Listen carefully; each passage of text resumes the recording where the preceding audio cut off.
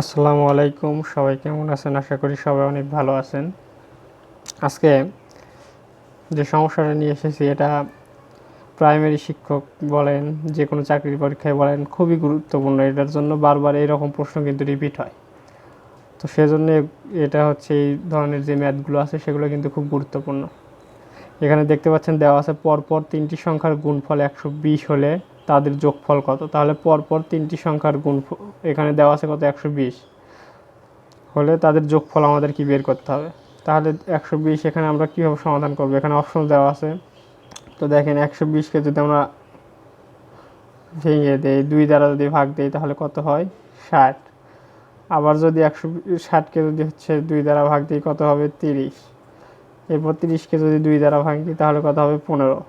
তাহলে 15কে কিন্তু আর 2 দ্বারা ভাঙা যায় না, দশমিক মান চলে আসে। তাহলে এখানে আমরা কত দিয়ে 3 দ্বারা ভাঙতে পারবো। 3 দ্বারা ভাঙলে তাহলে কত হয়? 3 5 15। তাহলে দেখেন এখানে 3টি সংখ্যা বের করতে বলছে পরপর। তাহলে এই 2 আর 2 যদি আমরা গুণ দিই, দেখেন 2 গুণন 2 সমান হচ্ছে 4। এখানে 2 আর 3, দেখেন 2 গুণন 3 সমান সমান কত? 6। আর এখানে কত আছে? 5। তাহলে আমরা 3টি সংখ্যা কিন্তু পেয়ে গেলাম। সেগুলো হচ্ছে কত? 4, 5 এবং হচ্ছে কত? 6। তাহলে 4, 5, 6 3টি পরপর 3টি সংখ্যা, দেখেন পরপর 3টি সংখ্যাই কিন্তু আমরা বের করতে পারছি, 4, 5 এবং 6। তাহলে পরপর 3টি সংখ্যার গুণফল এখানে কিন্তু 120। তাহলে এই 3টি সংখ্যার গুণফল কত পাবো আমরা? 120। আর এটার হচ্ছে যোগফল বের করতে বলছে। তাহলে যোগফল কত? 4 যোগ 5 যোগ 6। তাহলে 4 আর হচ্ছে 5 এর 9, 9 আর 6 কত হয়? 15।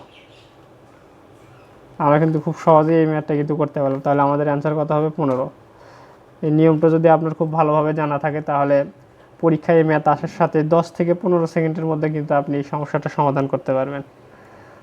তো আশা করি বুঝতে পারছেন। আর বারবার এই ম্যাথগুলো অনুশীলন করবেন, তাহলে আর ভুল হওয়ার সম্ভাবনা থাকবে না। সবাই ভালো থাকবেন। আজকে এখানে শেষ করছি। আসসালামু আলাইকুম।